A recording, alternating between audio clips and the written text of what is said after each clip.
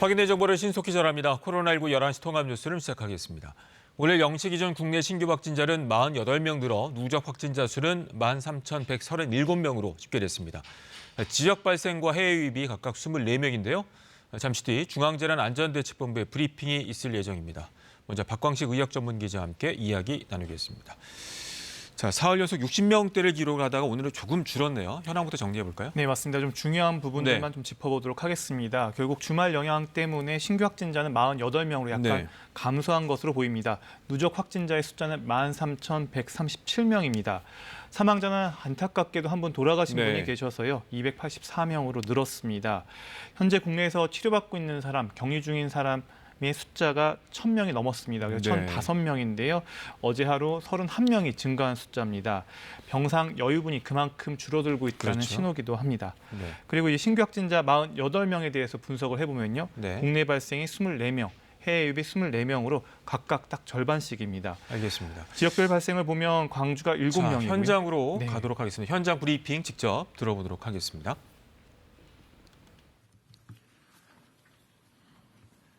7월 6일 월요일 정례 브리핑을 시작하겠습니다.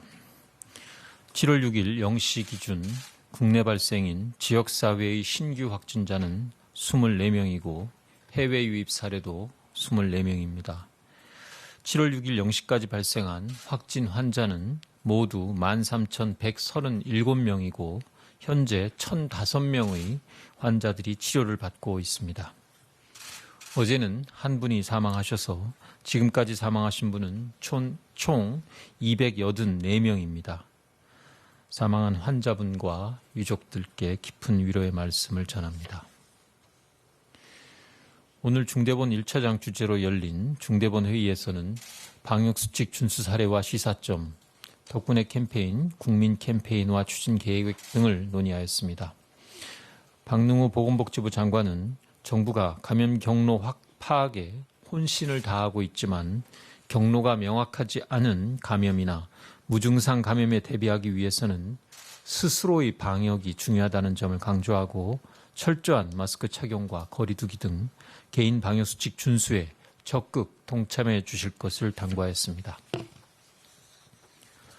6월 21일에서 7월 4일까지 최근 2주간 국내 감염이라 할 수 있는 지역사회에서의 감염은 하루 평균 환자 수가 31.1명으로 그 전 2주의 36.8명에 비해서 평균 5.7명이 감소하였습니다.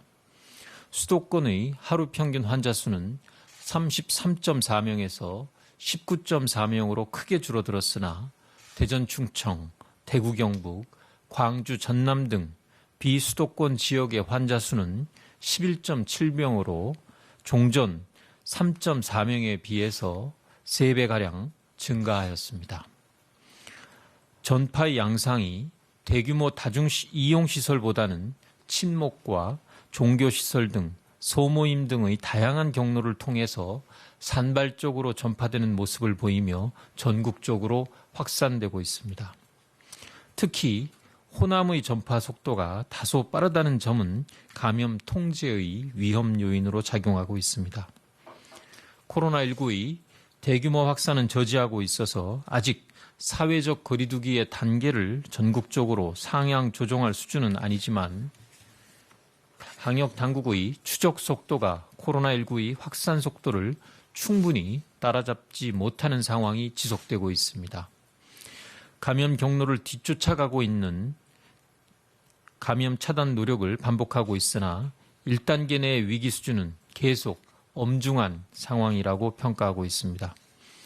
정부와 지자체는 감염 고리를 신속하게 끊어내서 확산을 늦추기 위해 총력을 기울이고 있습니다. 많은 분들이 방역 수칙을 지켜주고 계시나 모임과 이동이 증가하고 사람들 간의 접촉이 많아지면 감염 확산 위험도 높아질 수밖에 없습니다. 대전, 광주와 전남 지역 주민 여러분들께서는 지자체의 방역 조치에 적극 협조해 주실 것을 부탁드립니다. 방역 수칙 준수 사례와 시사점에 대하여 설명드리겠습니다. 최근 확진자가 많이 발생했던 사례들을 살펴보면 마스크 착용과 환기, 소독, 거리두기 등 일상의 기본적인 방역수칙을 제대로 지키지 않은 경우 피해가 컸었습니다. 정부는 그간 역학조사 결과에서 드러난 방역수칙 준수로 감염 확산을 막은 사례와 비슷한 환경에서 많은 확진자가 발생했던 사례들을 비교 분석하였습니다. 대표적인 사례로 쿠팡 물류센터가 있습니다. 150여 명의 확진자가 발생한 부천 물류센터의 경우 식당, 휴식공간 등에서의 거리두기가 지켜지지 않았고 신발과 모자 등을 공용으로 사용하는 등 방역수칙이 지켜지지 않았습니다. 이와는 다르게 200여 명의 접촉자가 있었으나 추가 감염이 단 한 건도 없었던 덕평물류센터에서는 방역수칙이 철저히 지켜졌었습니다. 셔틀버스를 탑승할 경우에 반만 탑승하고 구내식당에서도 칸막이를 설치하고 지그재그로 착석하였으며 종사자들도 철저히 마스크를 착용하였습니다. 실내 체육시설도 마스크 착용이 쉽지 않고 침방울이 전파되기 쉬운 환경입니다.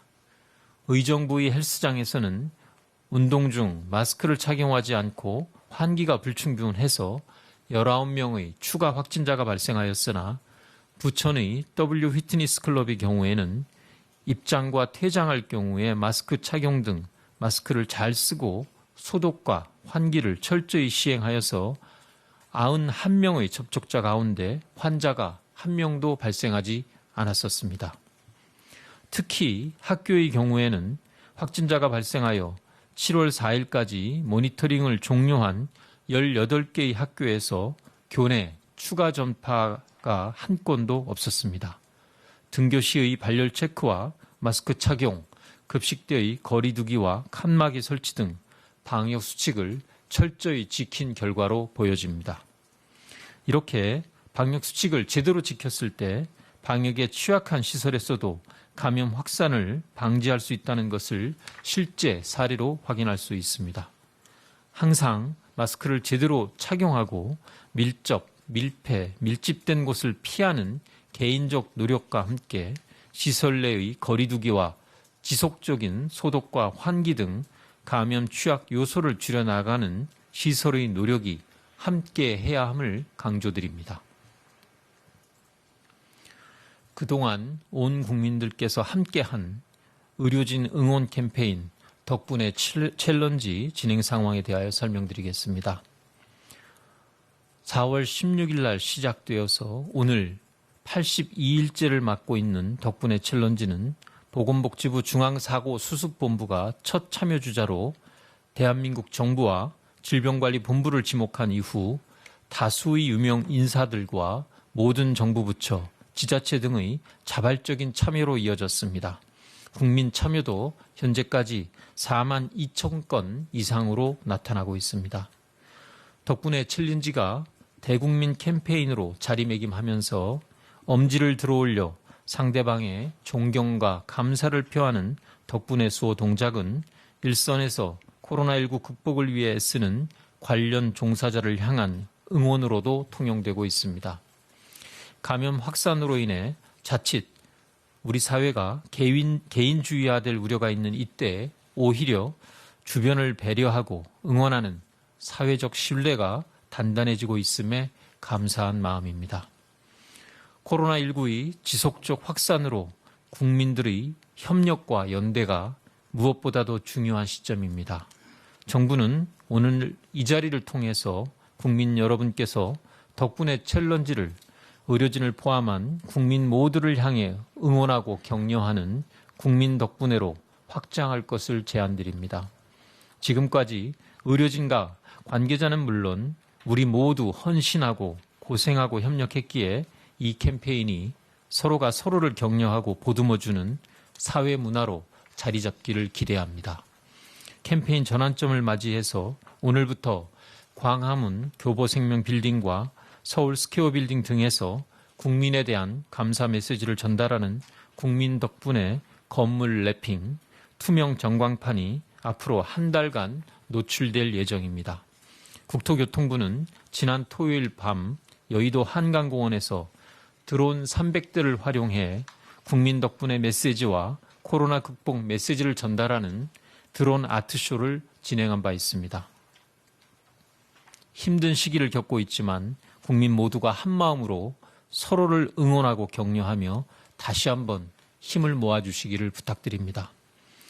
오늘 그 시작으로 보건복지부 중앙사고수습본부는 그간 의료진 응원에 동참해준 국민들을 대상으로 감사의 마음을 전달하는 덕분에 챌린지 감사 헌정 영상을 준비했습니다. 멀리 가려면 함께 가라는 말이 있습니다. 지금까지 함께했고 앞으로 또 얼마나 더 함께해야 할지 모를 코로나19와의 지난한 싸움의 길을 정부는 국민 여러분 모두와 함께 두벅두벅 걸어나가겠습니다. 감사합니다.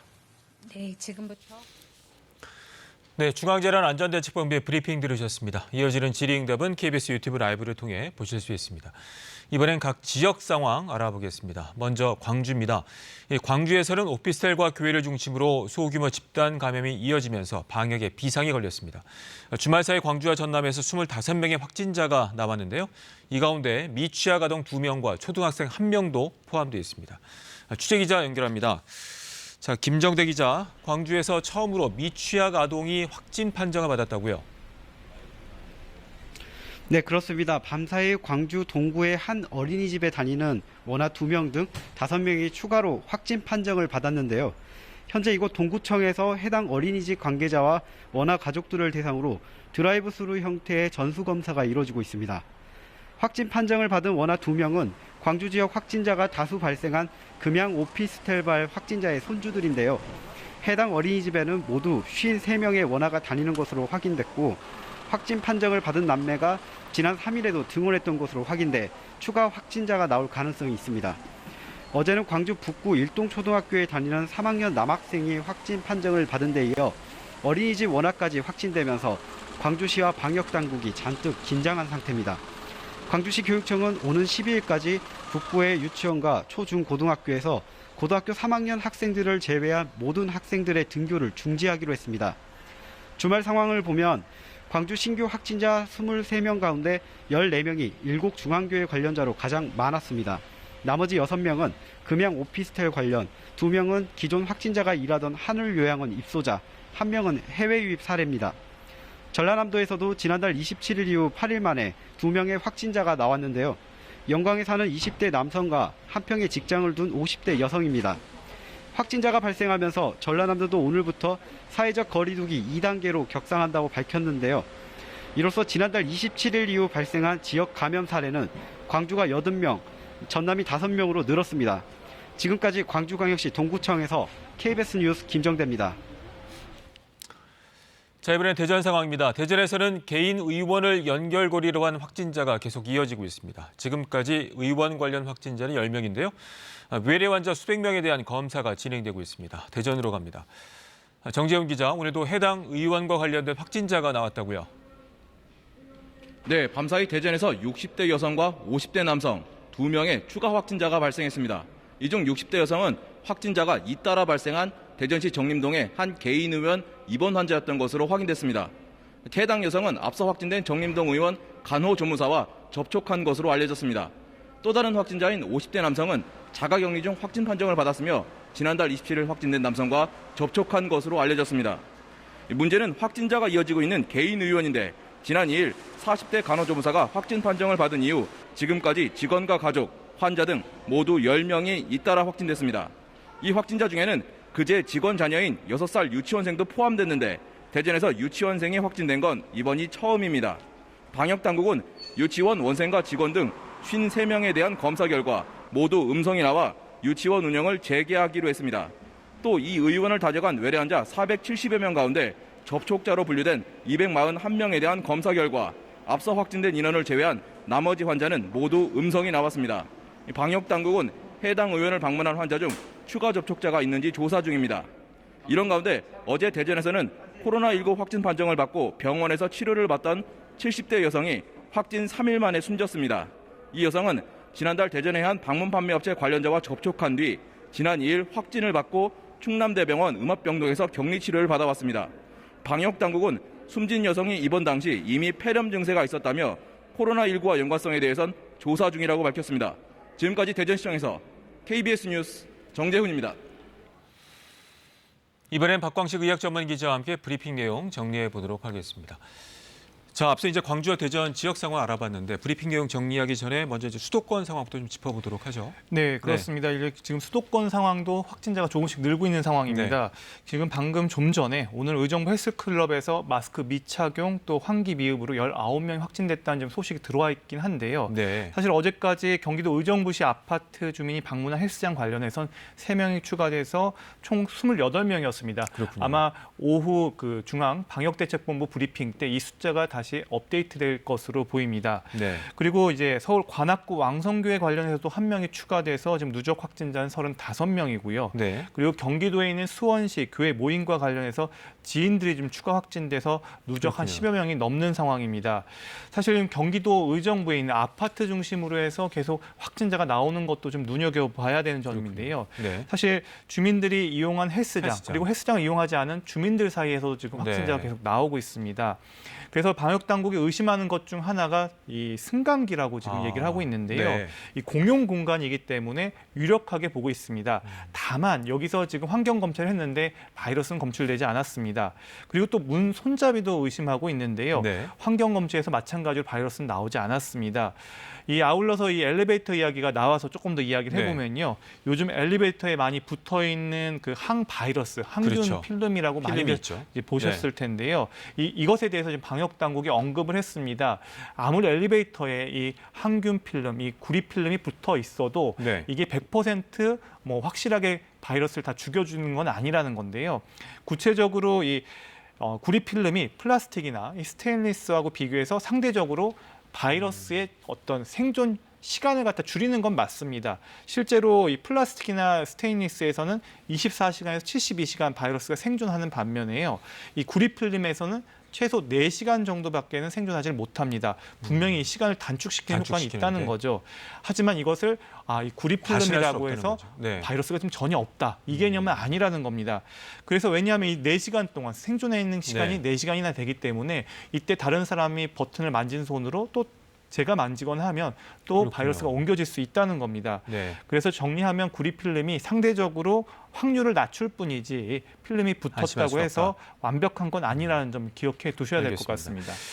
자, 앞서 이제 김강립 차관이 브리핑 내용 중에서 이제 2주간에 대한 평가가 나왔습니다. 지역 사회로 봤을 때는 수도권은 감소를 했지만 비수도권에서 좀 증가하고 있다 이런 평가가 있었어요. 네, 방역 당국이 일주일마다 네. 계속 이 위험도 평가, 지금 유행이 어느 정도 네. 수준인지를 계속 평가한 결과를 얘기합니다. 그 이유는 무엇이냐면요. 지금 거리두기 단계가 1단계인데 이 1단계를 2단계로 네. 올려야 될지 말아야 될지에 대한 근거기 때문입니다.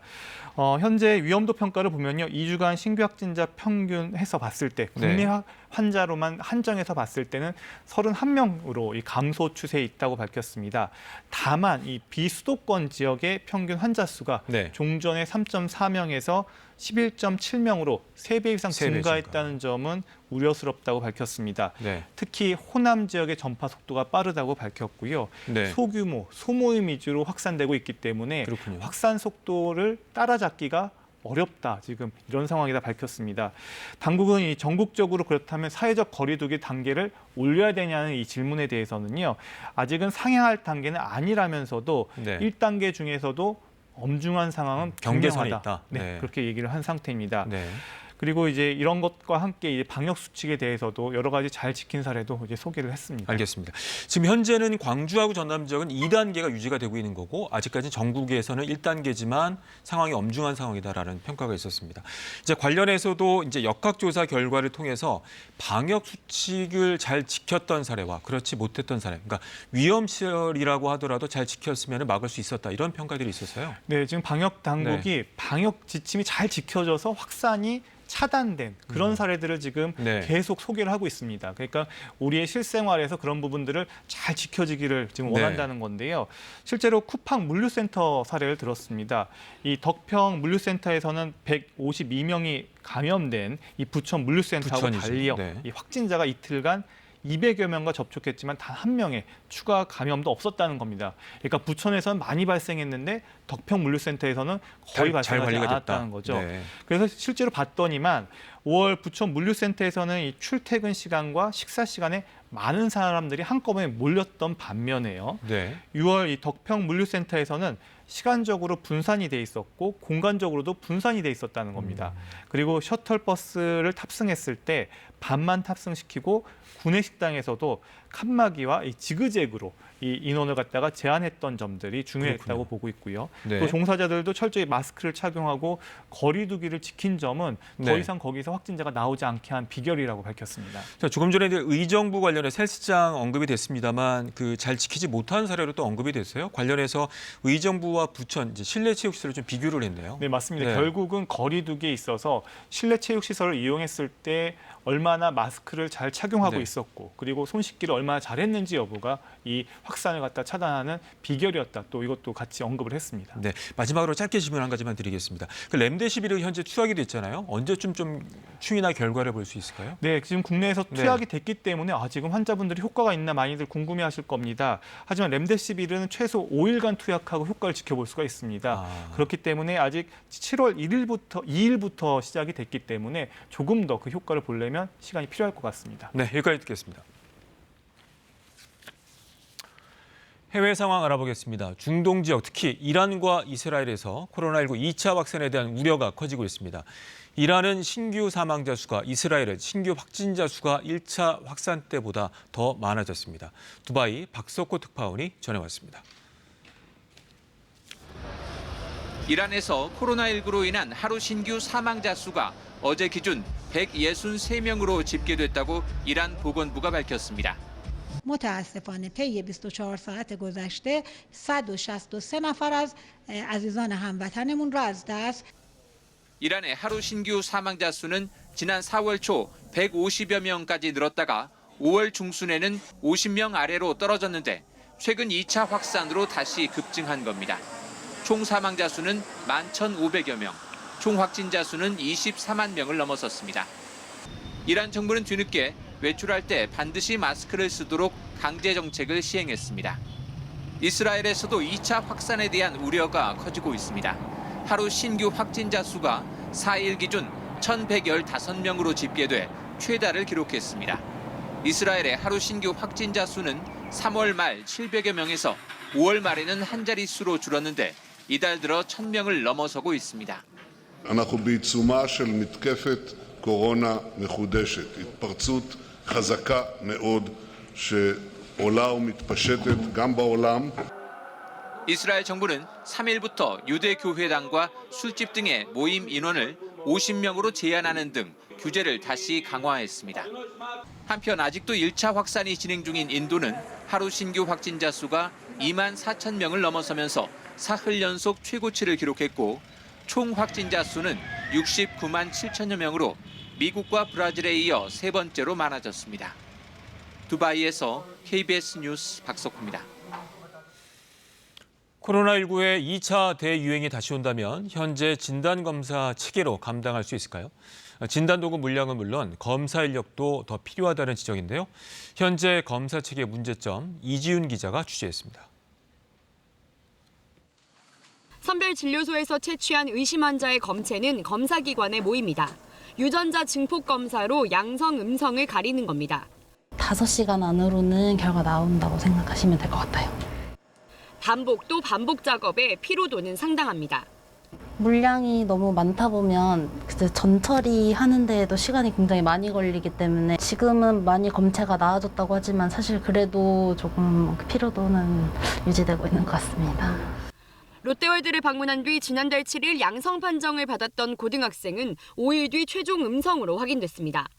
광주와 충남 논산에서도 가짜 양성 사례가 잇따랐습니다.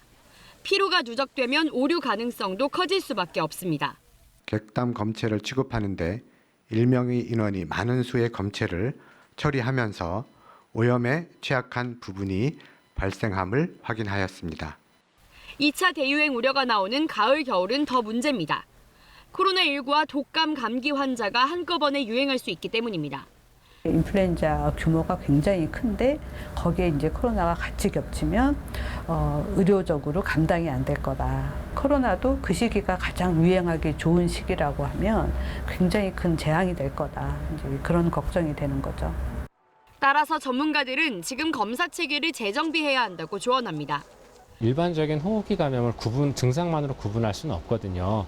그렇기 때문에 이 호흡기 쪽에 관련된 바이러스를 전반적으로 다 선별하는 검사가 필요합니다. 또 신속 진단 시약의 빠른 도입으로 응급 환자에 대한 검사 시간을 단축해 검사 인력의 피로도를 줄여야 한다는 지적도 있습니다. KBS 뉴스 이지윤입니다. 확진자가 단 한 명도 나오지 않았다는 주장을 이어가고 있는 북한은 최근 방역이 느슨해졌다면서 내부적으로 분위기를 다잡고 있습니다. 평양 종합병원 건설에도 박차를 가하고 있는데요. 하지만 건축자재 등 조달이 쉽지 않은 것으로 보입니다. 보도에 김경진 기자입니다. 방호복을 입은 사람들이 병원 곳곳을 소독합니다. 병원 관계자들이 모여 코로나19를 막기 위한 대책회의도 열었습니다. 보건 일꾼들 속에서부터가 이런 해이된 현상, 만성적인 사업 태도가 없는가를 이제 따져보고 하나하나 대책을 세워나가고 있습니다. 지난 2일 김정은 국무위원장이 노동당 정치국 확대회의에서 방역 체계가 느슨해졌다고 질타한 이후 북한 곳곳에서 다시 방역을 강조하고 있습니다. 노동신문은 일면 사설에서 사소한 방심, 섣부른 방역 조치 완화가 만회할 수 없는 위기를 초래할 것이라고 경고했습니다. 코로나19 영향이 장기화되는 가운데 평양 종합병원 건설에도 동참 요구가 이어지고 있습니다. 병원 건설에 필요한 건제품 생산을 힘있게 다고쳐왔습니다. 이 맞춤 과제를 무조건 수행하자고 모든 현장들이 부글부글 끓고 있습니다. 북한이 지난 3월 해외 주재원을 대상으로 평양 종합병원 건설을 위해 1인당 $100 이상씩 낼 것을 지시해 주재원들의 불만이 높아지고 있다고 한 일본 매체가 보도하기도 했습니다. 북한은 올해 10월 노동당 창건 75주년 때 병원을 선보이려 하고 있지만 국제사회 제재로 건축자재 조달 등의 어려움을 겪고 있는 것으로 알려졌습니다. KBS 뉴스 김경진입니다. 코로나19 통합 뉴스 여러분 잠시 뒤 12시 뉴스에서 이어집니다. 고맙습니다.